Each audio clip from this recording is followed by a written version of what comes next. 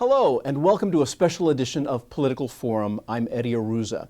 Today we have a conversation with the Inspector General for the City of Chicago, Joseph Ferguson, and an exclusive first look at an updated report concerning overtime costs at the Chicago Police Department.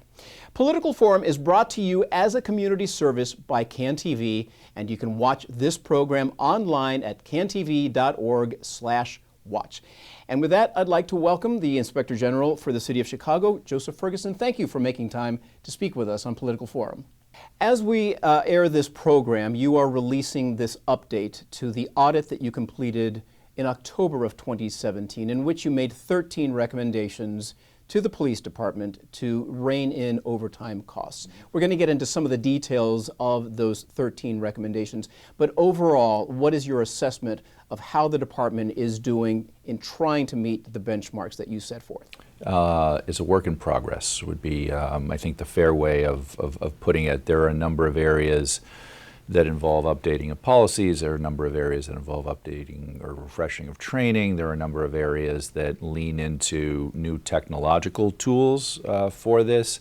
I think it would be fair to say that all of them are in process, but none of them have really been fully implemented. And as a result, there's still work to do. Are you surprised that it's taking this long? It's been over 2 years.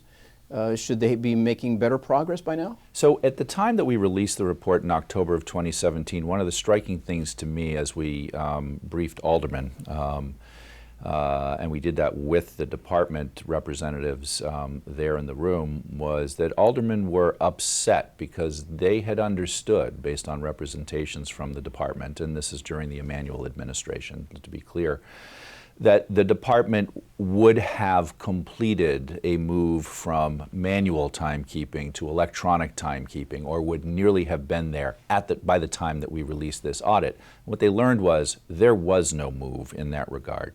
So really, the department was at ground zero in terms of moving to a more modern system. And it takes time. When you say surprise, let me put it this way. One of the biggest challenges the Chicago Police Department has in being reformed, and it's a long reform project, precipitated by the Laquan McDonald video, the Justice Department, the Police Accountability Task Force. One of the greatest drags on the speed is its administrative competencies, how well it runs as a bureaucracy. And for that, there are numerous things where the department really is in the 1980s and 1990s. And this is one of those areas. We noted in the report in October of 2017, it was a layered manual system with, I think, approximately 71 timekeepers, literally transferring from one paper record to another paper record, then to another paper record, and then finally into a data system over time. Coming from numerous different sources, and the origination for all of this being a paper slip that's being filled out. In reading your updated report or your latest updates, it does seem surprisingly analog for a digital age in a department that has boasted about any number of technological upgrades in crime fighting and in their processes. But when it comes to this, it does seem that they're lagging behind everyone. So that's a great observation. Analog is the right word. In the coming month or two, we'll be releasing, and we've provided it to the department and are waiting for a response, a review, an audit, if you will, of the records management system of CPD. And we're really looking at an analog system that's 1985 or 1990 that has enormous implications for how effective the organization is in its core functions. And what you're highlighting is the utilization of technology and the touting of technology in crime reduction and response, particularly violent crime. And that's absolutely right. But I think there's been a lack of appreciation of just how important it is that you have a competently administered organization necessary to really support all the work that's being done in the field. And the overtime highlights it. I think records management will highlight it. We're soon to release an audit on the Juvenile Intervention Support Center, where data issues, right? Even in a system where there's supposed to be a significant electronic file keeping, are really substandard. And this all affects how well they can do the thing that we all look for them to do. That's very, very important that they do well. I want to get into the management and leadership aspect of this in just a few minutes, but let's get into some of the details and the recommendations that you made. And one of the issues that prompted you to write a letter to Mayor Lightfoot to accompany these updates has to deal with the biometric component of timekeeping. And again, it's stunning that they have the equipment in some places. Some people are trained, but across the board, they're not using these hand scanners to accompany their swipes of cards. Could you describe what is in place right now and what is not being used? So there is the system, and this is the case for most all of the city outside of the police department. It's a system where you literally put your hand on a scanner, which already has your biometric information in, so that the system immediately recognizes essentially your palm print and says you're the person who is, who you're purporting to be. What it prevents is somebody else from putting their hand down and scanning and clocking in or clocking out for you. That's the benefit of the biometric system. We came to know of CPD's non-utilization of this important technological tool used for the rest of city departments. So every other city department actually has this in place and it's functional and people are using it. Almost every other city department. And let me just say, when we're talking about the police department, we actually kind of accidentally discovered that this was the case because we got complaints about the fire department. And the same situation applied in the fire department. Biometrics weren't necessarily utilized, although the system allowed for it. And that's puzzling because right there is about 60% of all city employees. The rest of the city, almost all of the rest of the city, is in this type of system. So then you have to puzzle why. And the answer that we were given is the amount of data that involves would overwhelm the city's data server capacities in this particular realm. That's something that should have been anticipated at the front end. We've paid for a best-in-class system that allows for biometric identification to reduce time fraud and all sorts of stuff like that. But we can't use it because the other components weren't really anticipated properly so that they could be built out to support that system. What is the cost of upgrading that so that it's functional and a server can handle it? That I don't know. And that's something that Department of Finance and Department of, or the former Department of Innovation and Technology, now merged with Fleet and Facilities Management, would have to look at. And it's not that, and certainly the new administration, I guess we could still call it the new administration. Well, we're 8 months into it, so it's still relatively new. Still relatively new. This is all hot button frontline issue for them, but they're coming into this not knowing, the creakiness and the inadequacies of the foundation on which these technological tools are being, overlaid. In fact, as Mayor Lightfoot took office about a month later, she was shown what overtime costs are just last year, and in anger, I guess you could say, she wanted the department to address it rapidly and immediately, but you're saying that they're just now getting their minds around a system that is non-functional because it's not complete. Yeah, I think in a perfect world there'd be plenty of money to immediately upgrade all of this stuff to bring us into the 2020s. But we're stuck with an accretion of innovations and investments during the last 10, 20 years that sit on top of a fundamentally flawed foundation, administratively, procedurally, and at times technologically. In fact, the system as it is right now is also open to abuse. You took 2 of your staff members, I believe, to a Chicago Fire Department scanner, and you had Chicago Fire Department personnel swipe their cards, but tell us what happened with your staff members. They were able to swipe in as somebody else, somebody who works for one of those 2 departments. So their fingerprints their palm prints put in, and there's a code that you put in, were recognized as sufficient to clock in as somebody who works for those departments when they did not. And of course, that's fraud, but how does that play into everyday abuse of the system?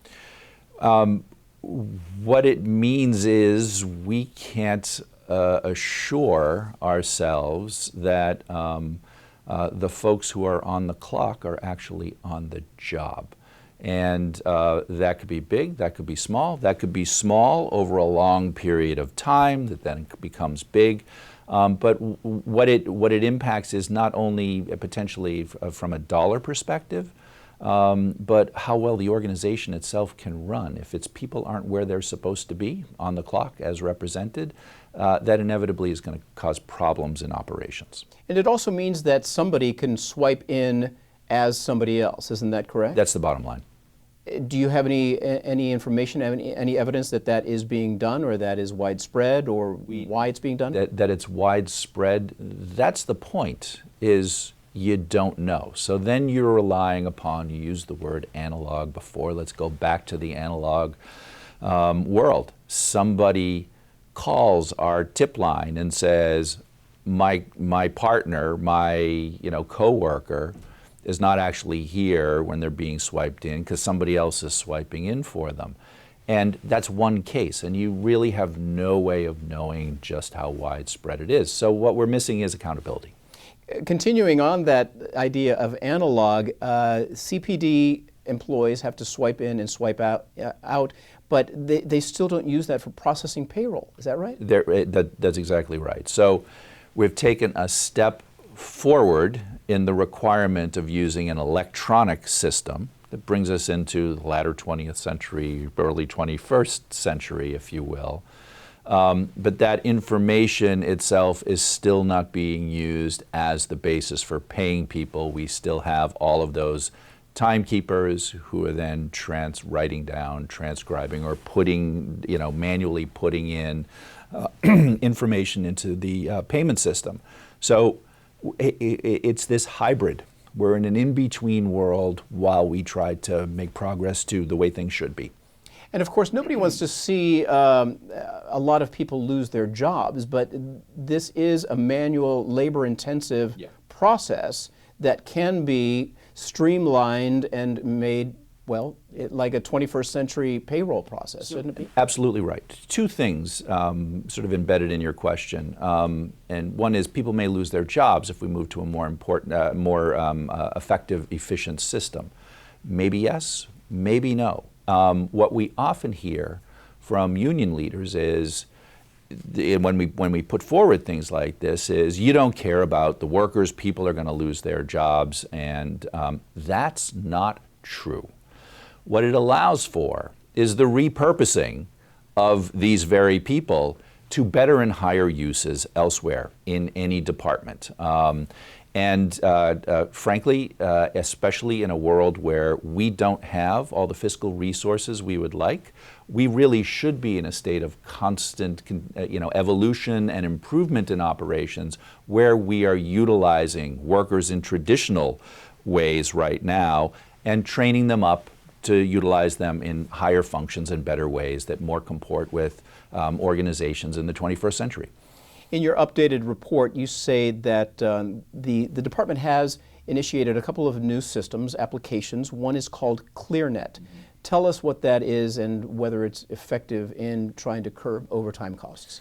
So what it allows for is the tracking, but some of the things that we've identified is shortfalls in training.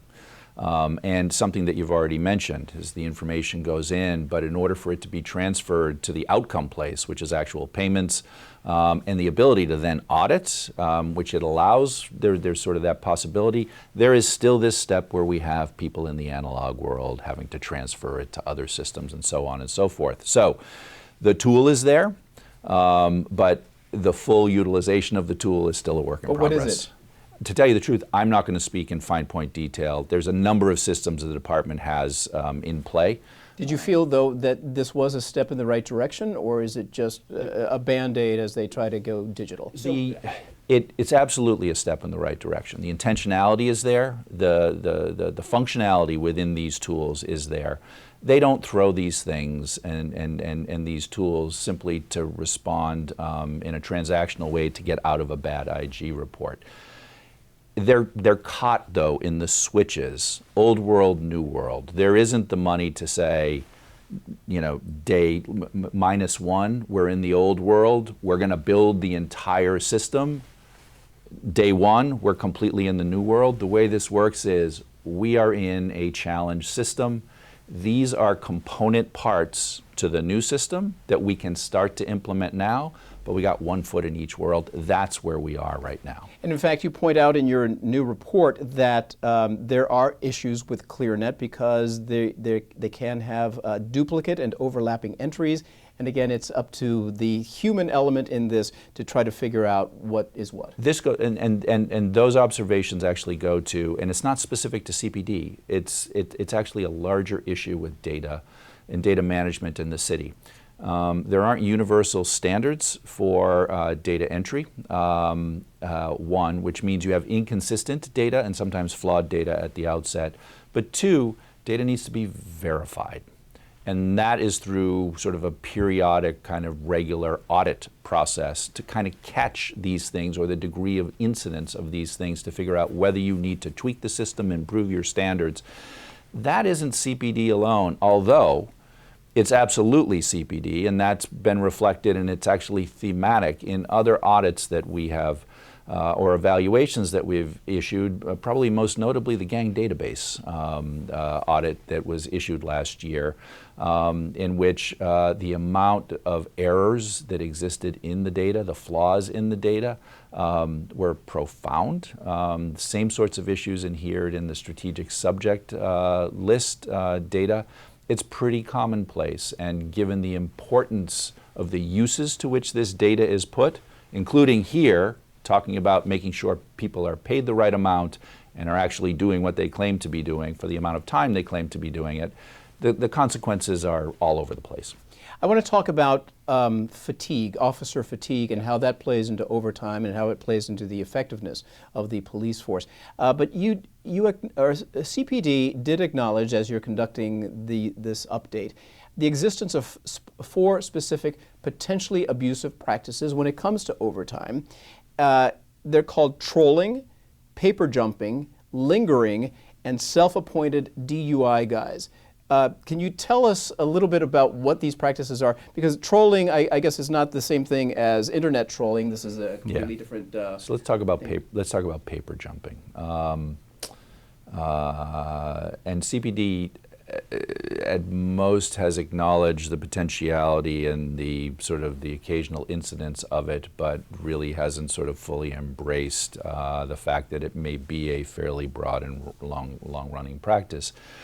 Paper jumping. There is an incident on the street that results in an arrest. There are the transactional officers immediately responsive. Other units or teams respond to the scene. Somebody is assigned to be on paper. They're writing the report. Numerous people have responded to the scene. All good so far, right? And the question is, whose names are going to be on the report? Okay. And there are only a subset of all of the officers who have responded to the scene who are truly transactional, whether it's because they were engaged in the actual police action where they could see some form of the law-breaking conduct occurring, or they were the ones who were directly engaging with the individual or individuals who are suspected of having engaged in the crime and are going to be engaged in the crime. Everyone else is responding after the fact. Some of those folks may actually have a role in the investigation of the scene, but many of them are just there generally securing the area. Paper jumping is getting your name on paper so that when the assistant state's attorney is taking a look at the case and the first court calls are occurring on the case, there's a roster of 9 names, let's say, that are named when really only 3 or 4 of them are transactional. It means those other 5 get a court call and get 2 or 3 hours of automatic overtime for that. That's paper jumping. Is it fraudulent? You know, from situation to situation, judgment calls need to be made. Here is one thing that we have done with all of this. There is both system flaws, accountability flaws, but also practices that have evolved over time that have not been checked, that have not been expressly stated from the top, are disallowed. And so our view is, let's fix the system rather than dive into case by case by case that can involve hundreds and thousands of cases that no one would ever really get to the bottom of, and that many instances may involve individual judgments and circumstances that vary. Let's fix the system. That's why we approach it that way. Is there a risk in all of this that there are at best questionable practices and at worst maybe fraudulent practices going on among some members of the department? Yes. But if it's a practice that is long-standing, acquiesced in by supervisors who probably did it themselves in another generation, are you going to hold an officer to account for something that really is a standard practice that hasn't been clarified as prohibited? No. Well, that's my next question, because in your report, in the original audit and your update, you say that training is essential. Training on payroll practices, training on identifying these kinds of potentially abusive practices. And in some cases, they have fulfilled the training. In other cases, they have not. But really, does training have the effect that it brings the knowledge that these practices really are not allowed? Or is it just a speech that they get saying, don't do this, it might be bad? What you're raising is a question of the quality of the training. And one of the things that we said in the audit and the follow-up is tone from the top is really important. If there is training saying, you know, here are the rules of the road, but it doesn't come with a clear message that violation or variance from those rules of the road without proper authorization is something that is going to result in adverse consequences to the practitioner, if you will, then maybe we're not going to get there. So there's a quality of training issue and the nature of the training. But more important, but to the core of your question is, no, training alone doesn't do it. It's what are the accountability mechanisms? Is the supervisor on top of this and actually scrutinizing? And where something doesn't look right, calling the individual in to ask them to account for themselves. That's a very subtle form of accountability, where an individual officer knows, I have no idea when I'm going to be called on the carpet to actually explain this particular outcome or situation. More generally, are there audit functions, internal audit functions, where patterns are being sort of adduced and analyzed all the way down at the district level, maybe even sometimes at the watch level, to see whether there's variations by unit, by district, by watch. There's special units. Well, what are the answers that you're finding to that in terms of accountability, in terms of auditing? Is there any accountability for these kinds of abuses? First of all, if they're not acknowledging them, maybe there isn't. And what about an ongoing audit? It's the same answer as in other respects. Internal audit, so what our office does is external, independent performance audit, right? In a very complex, large organization, like the City of Chicago, like CPD, you want both functions. You want internal audit, sort of people who are operational within the department, who are running numbers all the time and highlighting, sort of red flagging odd practices for which then leadership, supervisors can be called in. They can, and maybe even be able to see it on dashboards happening in real time so that they can make the adjustments themselves. That sort of audit comes from general best practices, but sort of top-down directive. You still want external audit where people don't know, what answers or what form of answers are the ones that are going to win the day. Because what happens within organizations is you work to the boss, you work to the expectations of the boss. The external audit just is, all right, we're going to look at the whole system. And not simply what the boss wants looked at. So you need both of those things. Where is CPD on that? I will tell you that the development of the Office of Reform Management, or what was initially called the Office of Reform Management, includes an emphasis on internal audit.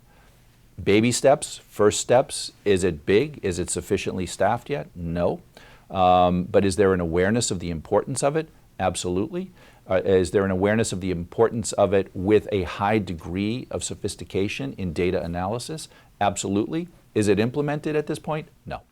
How much does leadership, especially at the top, have to do with getting everything under control? Because there was the switch over after the Laquan McDonald issue, and now there's a interim superintendent, Charlie Beck, replacing Eddie Johnson, and the department certainly has been under the microscope and has had its share of issues over the last 5 years or so. Is leadership not there to get these costs under control because they're dealing with so many other factors, exterior factors, including a federal oversight at this point? Some would say yes, we would say no. Look, Eddie Johnson was named superintendent at a really challenged time in the city. And there were very, very important things about his background that really served the moment. Where I don't think he was well served was in those that selected him, it's the mayor, looking at really what his strengths and weaknesses were to make sure that there was a team around him that went to more obscure areas. He was a patrolman, his entire career in patrol.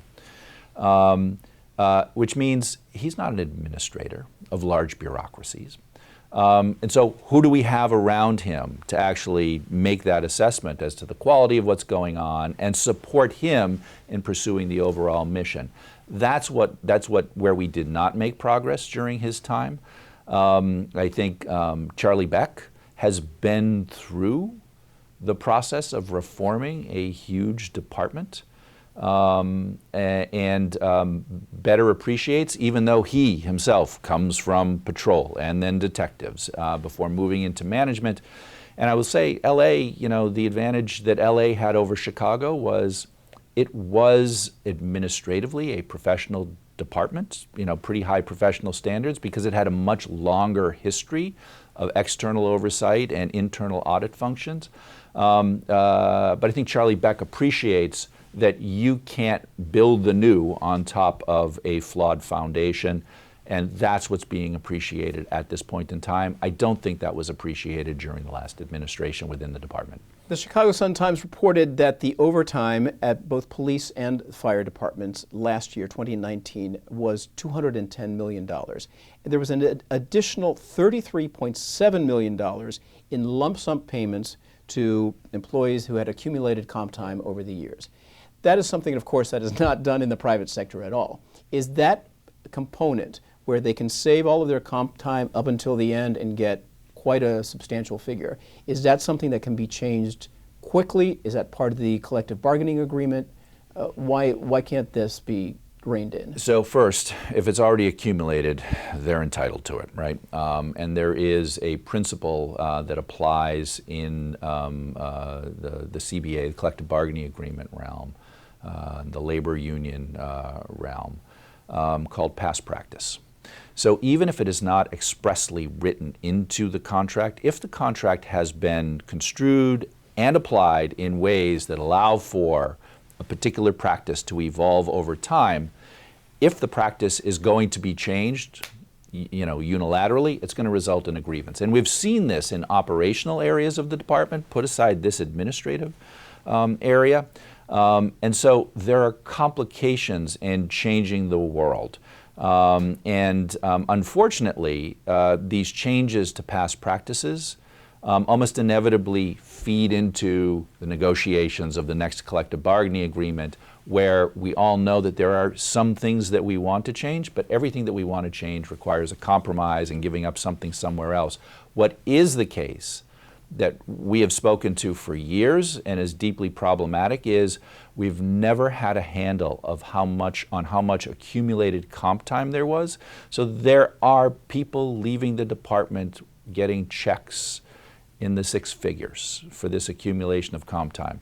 Now, one response back to that is the accumulation of comp time comes from having worked overtime over the years and put it into this bank. And so there's this entitlement, but I will tell you, in our department, a tiny department, there is no accumulation of comp time. If there is some circumstance that requiring duty and work above and beyond sort of the ordinary range of work hours, that can be managed with comp time, but that comp time has to be used right away. Is that something, though, you think that can be negotiated for new hires or for? It absolutely can be negotiated. The question is how much resistance from the union will it be? Yeah. Let me quickly just get back to the issue of officer fatigue and overtime. Setting aside the overtime costs of this, is officer fatigue a major issue in terms of not only working overtime, but some have other jobs as well? And is it affecting policing? Is that something that you have looked at? We have a work in progress on secondary employment, and what we know is of major departments across America, the Chicago Police Department is pretty much at the bottom of the pile in terms of insight into what its officers are doing in terms of secondary employment.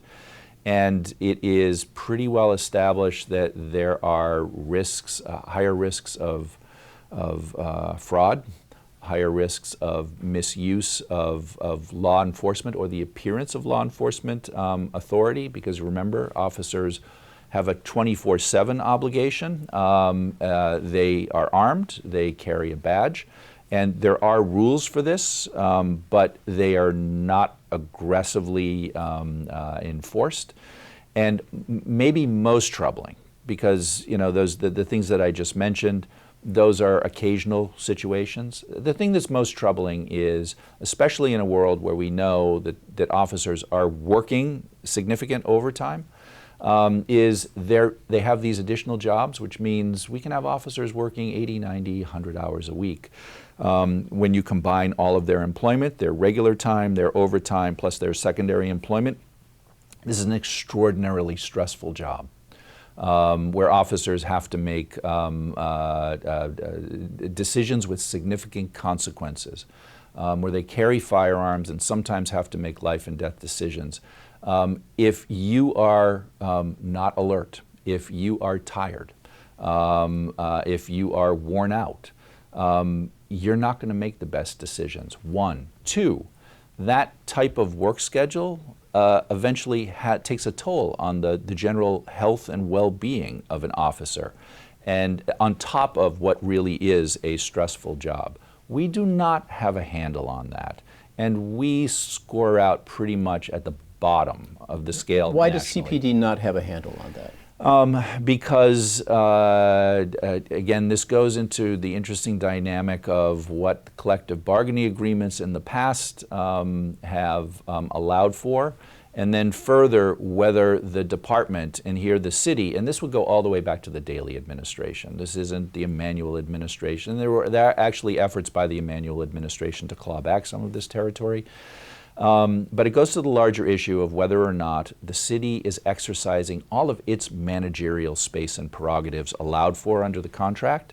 And so the contract historically had, going deep history, had allowed for a world in which officers had to disclose their secondary employment, had to get permission to have the specific jobs. That faded away over time, and the department has largely acceded to a world in which there really is no requirement of disclosure. Forget permission, just plain disclosure, right? We've given all of that up. We've given that managerial prerogative up. We've given it up for such a long time that almost certainly the union would say, you could have done more here, but you didn't. It's now an established practice, and if you try to change it, we're going to grieve it, and we'll get an arbitrator to say you can't change it without collectively bargaining for it. It's a sort of a vicious circle. I should mention that this report was embargoed until we had this conversation, so we haven't had time to get any kind of reaction or comment from the Chicago Police Department on this. But the city is now in the process of trying to select, Mayor Lightfoot is in the process of selecting a new superintendent. What are your recommendations for that new superintendent right off the bat? So, first off, the question is who it is, and there is, a lot of... Well, let me ask you this first. Do you have an opinion of whether it should be an insider who knows the department well that can reform it, or should it be somebody with outside experience like Charlie Beck who can come in with insights from a different perspective? I don't have an opinion on that. What I will say is there are a number of dynamics that are in play in that decision. If it's so, first off, I think everybody should appreciate that Charlie Beck, working with the administration, really are undertaking or intending to undertake in this short window where he is interim, some major structural changes in the department, organizational and programmatic. And he's able to do that because he's a short timer. He does not have to bear kind of the institutional political relationships and consequences of that. So in a sense, that's a big benefit. And an outsider is going to put fresh eyes on things, and we don't have to worry about with an outsider having internalized existing practices and culture. The problem with an outsider is getting the buy-in from the rank and file and understanding the city and the culture and a lot of those institutional political factors and that getting come the into play. acceptance from the rank and file is a necessary part of the job. Absolutely it is. So it's got to be somebody with all of the competencies from their past experience that project to the rank and file, somebody who really knows what they're talking about and has the rank and file's best interests in mind. And I think that's a really important point that gets lost quite a bit. And it's I think a bit unfortunate in some of the back and forth that occurs with the FOP. Most of the reforms recommended by the Justice Department, most of the reforms recommended by the Police Accountability Task Force, which Mayor Lightfoot was the head of, most of the reforms that are in the consent decree that we're all working on are for the benefit of officers, to place them in the position of being properly trained, staffed, supervised, accounted for, in order to effectuate the right kind of relationships and constitutional policing that then foster that sort of more, if not trust, we use the word trust, at least confidence from the public in who they're dealing with and wanting to assist the officers on the front line. Most of these things, officer wellness, crisis intervention training, a change in the academy, and a lot of the things that we're talking about that go to accountability, better supervision, which means better training of sergeants, and accountability for sergeants and lieutenants. All of these things benefit the rank and file officers. So reform is not something that is against officers. Reform is something that is responding to many of the phenomenon and the practices that actually place officers in a position of risk and being under supported. So that's really important, and the person who comes into this job needs to understand that very thing and needs to communicate that to the rank and file. It's the superintendent who actually is, in all likelihood, in the best position to reacculturate, to educate and socialize officers to understand the reform is good for them. So we are all going to invest in it. But of course, the rank and file doesn't always see things like that, that it's Sure. good for them, that they feel that they're being told how to do their jobs by the federal government or by an outsider. And so it is a challenge for a superintendent to come in and try to make big changes, such as the ones you want in your report, without a substantial amount of pushback. That's absolutely right. But there's a number of dynamics that are in play in what you just noted. There's a generational component to all of this. Young officers are going to be resistant to or bear a grudge against the command chain and others saying, nope, this is the system. It's the new system. It's the only one they really know. They haven't been indoctrinated into these old ways, one. Two, the old ways tend to be more senior people, or senior in the sense of tenure, not in the sense of rank. And what we need to recognize is those practices that they carry, that culture that they carry, has resulted in the very phenomenon that has brought us to this moment where everyone, not just in Chicago, not just the Justice Department, but around the country, views Chicago as in need of reform. And we have to recognize that, embrace that. The world is changing. We have to change with the world. Your follow-up report did not test the effectiveness of some of the new procedures. Is that correct? So where do you go from here with your recommendations, and how do you follow up? So a couple of things. The administration, at least based on public representations, and I have no reason to believe otherwise, is all over this. Two, we are developing within our shop public dashboards regarding overtime, not just for CPD, but eventually for other city departments as well. Sometime in February, we expect to put out an audit on overtime in the water department, for example. And those types of dashboards will be comparative real time, and really drive, from a public perspective, sort of the capacity to assess whether we're making progress, at least as a bottom line matter. But within the city itself, those dashboards are being created for analytical purposes, for internal audit, as we've discussed before, so that we're not waiting for the once-a-year story from the Sun-Times, having FOIA'd this information, saying, here are the grand numbers. It's a real-time thing. So that's being done. And this is the sort of thing where the numbers don't lie. And so we really believe those sort of public data portals, which is something that we're pushing with respect to a lot of information, not just about the police department, but the city generally, for which we've had extraordinarily positive public support, will help drive that continual change. Let me ask you about some other issues, since we have you captive here today, involving your office. The strategic subject list was decommissioned in November, kind of quietly.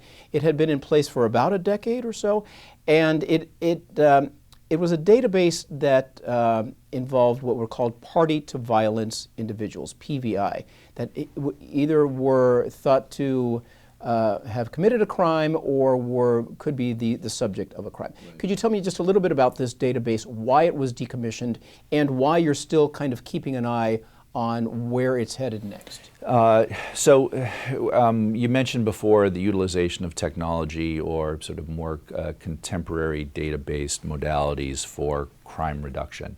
And you characterized it well. The stated objective really is to identify individuals in the community most at risk of future violence, and then going and doing a visit their families, letting them know, and in a sense, incidentally letting them know you're on our radar screen as well. There are numerous problems that we found in it, and we weren't the only ones to find numerous problems.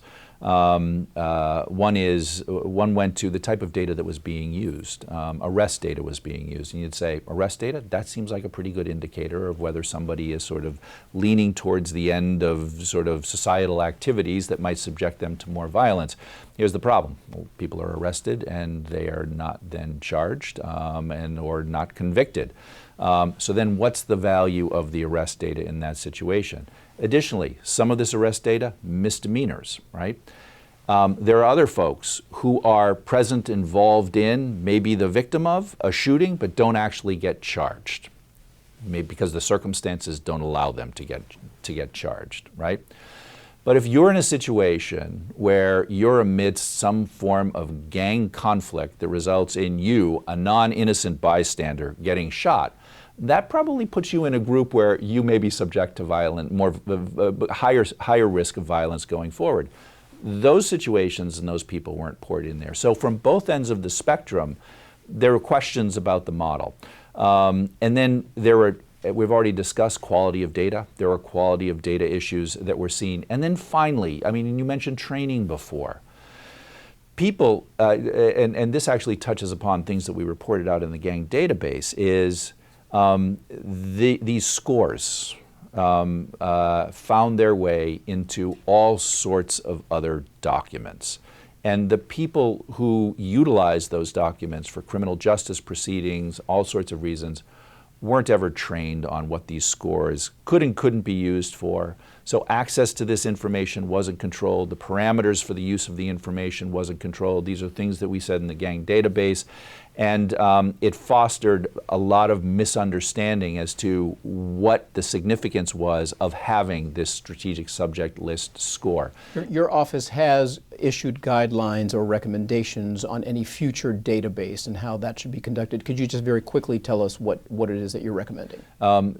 Same sorts of thing, quality of information going in, internal auditing of that information, accuracy of the information. One of the things that we saw, for example, was that there was no refreshing or reassessment of a person's score, even though they hadn't been arrested or involved in anything for over 4 years, right? So shorter cycle, tighter analysis, controls and parameters on who it is that gets to see it, proper training of those individuals to understand what they're allowed to use it for and what it actually means. All of these things that we've talked about already with respect to CPD overtime, that I'm mentioning with respect to gang database and other things, they apply here as well, which really goes to that larger thematic issues of administrative competence and rigor. The 2020 Public Safety Section Draft Annual Plan is now open for public comment. Tell us what you want to hear from the public and how they can comment on this. And this is until February 20th. Yeah, and it's something that we under the consent decree, also solicit the input from the monitoring team, and therefore the court. There are lots of somewhat technical subjects that are in there. One of the really hard things to do is to connect up the technical, that deeper analytical stuff that involves that involves technical skills, with the lived experience of community. And that's why the community's input is really important. Within a particular topic, we don't necessarily know how this issue affects people in the community, and therefore we don't necessarily know in fine point how we should focus our broader audit topic to make sure that we're getting into the lived experience. That's the sort of thing. So we want to know whether or not people regard the topic as too broad and we should be focusing on certain areas, whether there's priorities within the topic, whether we're not looking at things with that list that we propose that they think is of higher priority and importance, because we have the ability to actually change our priorities. So they can see the list online, or they can see that draft online. Where should they go to view it and make comment? igchicago.org, and there will be a scroll at the top, and you'll be able to see that it's open for comment, and a link there to put on your comments. You can do it anonymously or for attribution. Finally, you are now in your third term, about the halfway point of your third term in this job. How do you like it so far? Well, I did not expect to be here this long, to be quite frank. Do you want to continue on? Yeah, absolutely. Look, this office has grown in size, grown in responsibility, I think grown in public appreciation and value. Our relationship with the City Council is completely different now from what it was when I first came on board. There are still yet more things to do, more places to get at. So as long as there's more to do, more opportunity to grow, more opportunity to innovate, I'm all for this. One of the things that you said that you would consider after Mayor Lightfoot was elected, because she is a close personal friend of yours, is she not? You know, I think that's a bit overplayed. We have a long-standing relationship that's taken many forms. Right now, we're in our professional lanes. And, well, one of the things that you said that you would consider is whether you can continue on, given your personal relationship, even if you're not close friends. Yeah. And I guess you've determined that you can continue on and that there are no conflicts of interest, or have you had to recuse yourself from any part of your job because of your association with Mayor Lightfoot? Haven't had to recuse ourselves from any matters because of my past relationship with Mayor Lightfoot. And what I said at the time was where those situations arose. And look, one of our responsibilities, and it's a responsibility of everybody who works in this office, we all live in the community, we have relationships in the community, and where there is the possibility of conflict or appearance of conflict, we have the responsibility under the law to identify that. And I've got a staff of great professionals who would do the analysis on that. Haven't had to do that at this point. And if an issue arose, we would deal with it then. But in terms of the larger issue of whether or not there's sort of broader kind of concerns of conflict, I'd say the answer is no. Inspector General Joe Ferguson, thank you very much for making time to speak with us here on Political Forum on CAN TV. And thank you, viewers, for tuning in to this very special edition of Political Forum. This show, as we mentioned, is brought to you as a community service on CAN TV. And you can check this and previous episodes of Political Forum online at cantv.org/watch. I'm Eddie Arruza, and I thank you so much for tuning in. Goodbye.